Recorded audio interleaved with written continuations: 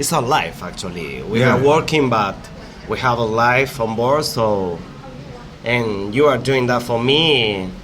It's my life, and I like to do that because the guest is the people. So I love that. Cruise ship performers. You can tell it's their passion. More on Jim Bratton Podcast.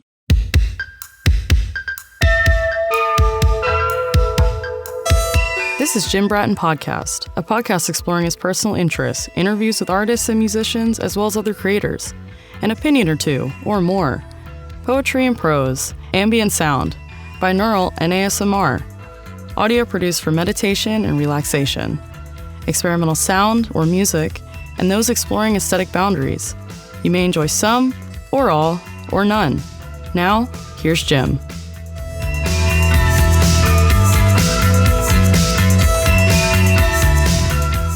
This is Jim Bratton Podcast from the patio at Marmo, and we're talking to, and give me both your names, please. My name is Justone. I'm from South Africa. I'm 25 years old, and I'm a performer on board Carnival Cruises.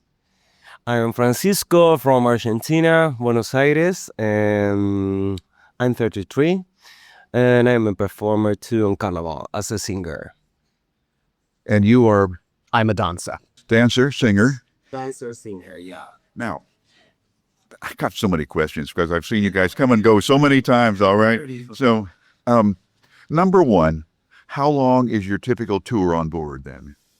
A contract can vary from between 6 to 9 months on Carnival specifically, but some other ships do up to 11 months. Really? Yeah, it depends the company. Carnival is like a 6 months on board, but you have 2 months or maybe 1 month and a half before for rehearsals for us as artists. And where do you build the show? Miami. So Carnival actually has studios in Miami, and that's where we rehearse for about 2 months. 2 months to build how many shows? God, it depends on what ship you're on. So for the Jubilee specifically, you only have... Yeah, for example, I want to say on Jubilee we have 2 theaters, like a 2 cast. We have the central stage. We have plays. So as a central stage performer, we have 2 main shows. In Jubilee, for example, now we have Rio de Janeiro show. It's like Brazil, that kind of vibe. So we are singing in English and Spanish and in Portuguese. And it's with singers, dancers, aerialists, musicians. And We Are One is the last show for the last night for the people. It's like a celebration of countries and cultures. And after that, we have 4 shows more with like a band set with musicians. Just the singer with musicians. So we have 6 shows for us. But on playlist, because Kim is on playlist, we had, I think we had 4 main production shows, and then two like mini shows that are quite short and intimate. And it took us, we had a rehearsal of 7 weeks for that. So this is like building a repertoire theater from scratch every time then? Yeah. We have about a week per show. Yeah. So, which is quite crazy. I mean, they have like 20 odd songs each show. It needs to singing and dancing, so you need to know the choreography, the costume changes, the sound check, everything for one show for 1 week. And in Carnival, actually you have more shows. This is in Jubilee, Right. and our ship. But you have like almost 25, 27 ships in Carnival, so you have a lot of shows. You see, you have like almost 20 different shows. Yeah, that's about it.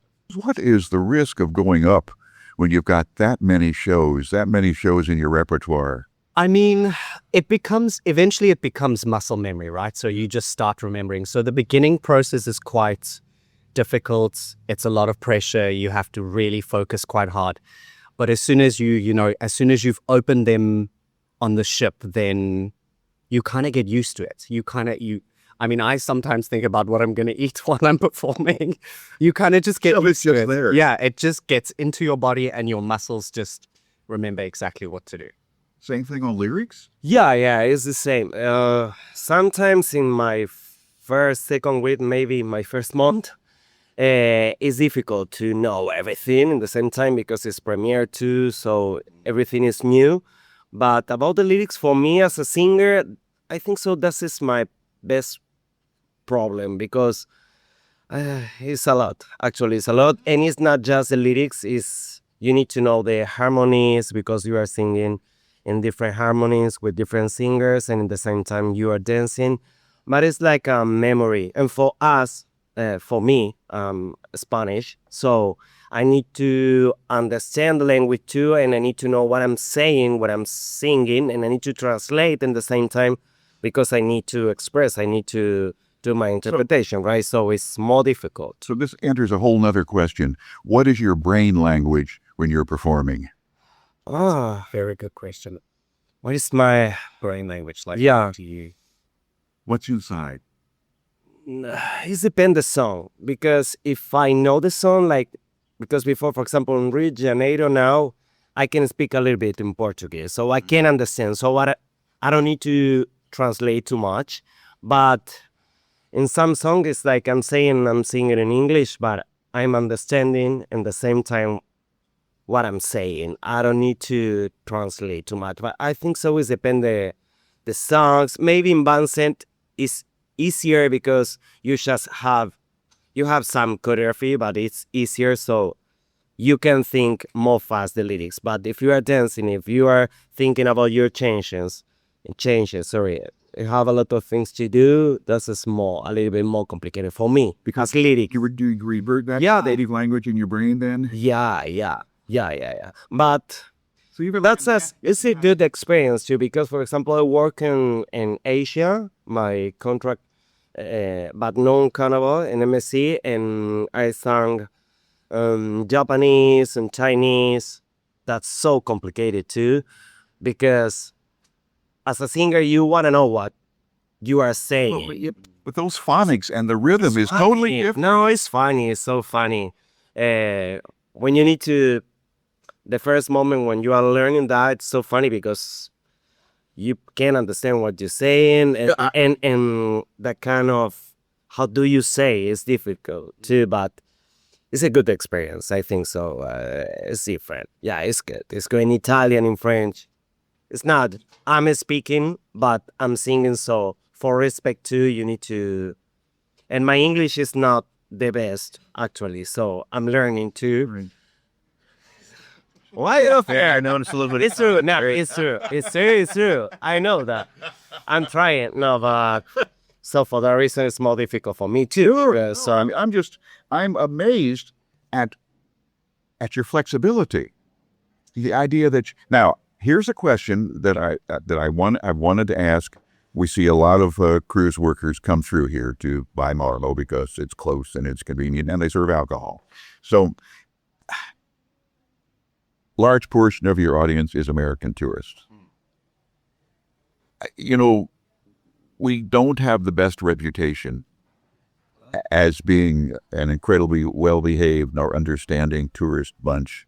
What's it like? And what's it like playing to Americans versus, say, a Euro or a Latin audience? Interesting question. I mean, the shows that we do are catered to the American guests, right? So they understand what it's about, and most of the time it's incorporated for the American people. It's not necessarily. I mean, Rio de Janeiro is a little. Yeah. I think so.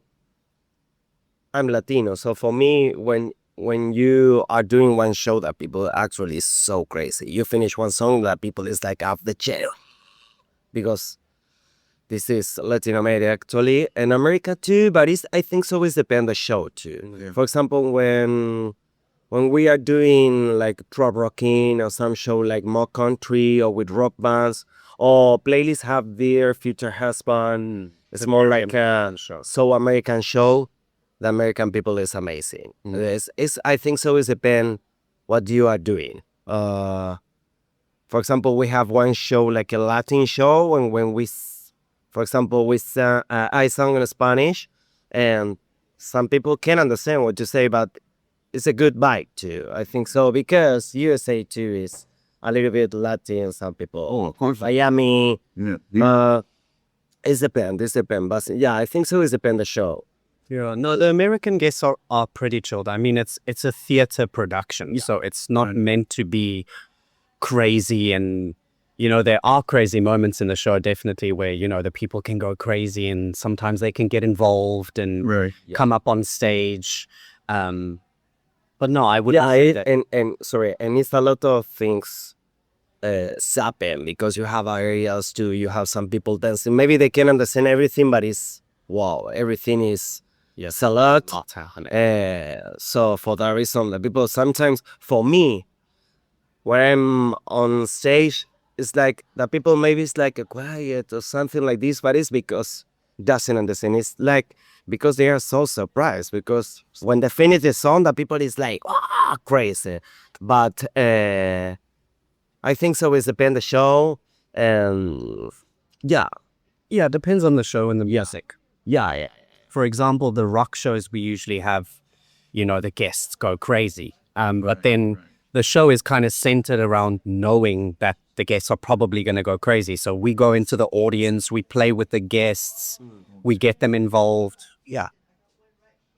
And let's ask one final question that I like to ask people that are in a fairly unique career. Tell me about someone who would like to look at performing on a cruise ship. What are the odds? What's the preparation? And what are the chances of success? A very high chance of success, for sure. There's a lot of cruise ships, a lot of cruise companies, a lot of work for performers.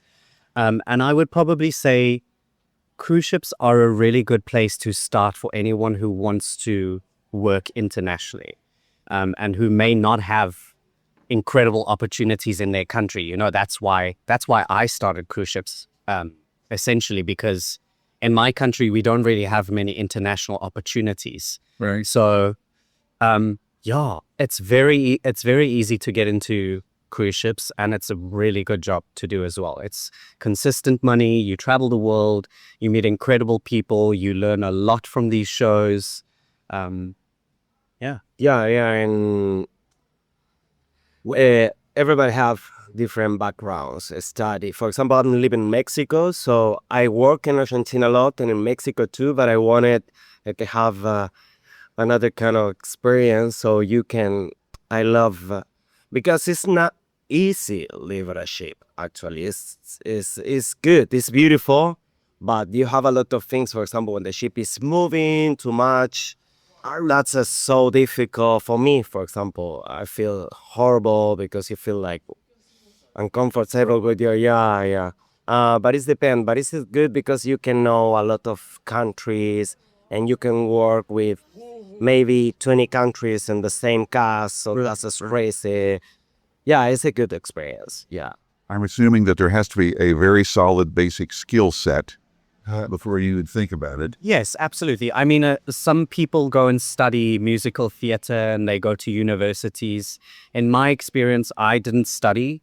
I kind of taught myself how to dance, and then just kept on seeking opportunities that would better myself as a dancer. Yeah. So, I mean, you have to be versatile. You have to be able to do absolutely everything. So you have to be able to act.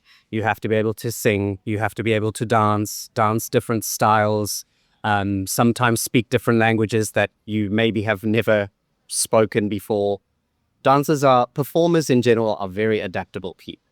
And you have to be. You can't be set. Final question. This is just a matter of coincidental. How big are your quarters? How big are our quarters where we sleep? Yes. So the singers have it nice. Oh, so are there strata? Yeah, definitely. So the singers usually get their own cabins. Yeah. They usually have a double bed. Sometimes they have bunk beds. But you know, they get their own space to live in. The dancers we share, but the quarters are not as small as people think. Okay. Yeah. You know, it's a good amount of space. You don't feel like you're constantly confined. It's not massive. It's not huge. It depends the ship too. It depends on the ship. Because, for example, we have like an Excel. So it depends the ship. For example, we are in Jubilee. Jubilee is the last one, so it's then the last. Yeah. That's So considered beautiful. primo. You can see that too, and it's not the same. It's smaller. But yeah, well, I'm a singer, so I will have always my cabin. For me, that's amazing. That's amazing, actually. But yeah, and our places that we have like 3-4 restaurants that we wanna go. We have a crew area, so we have our crew mess, crew bar, crew lounge, crew disco, Tables, yeah, PlayStations, pools. We have a how about that?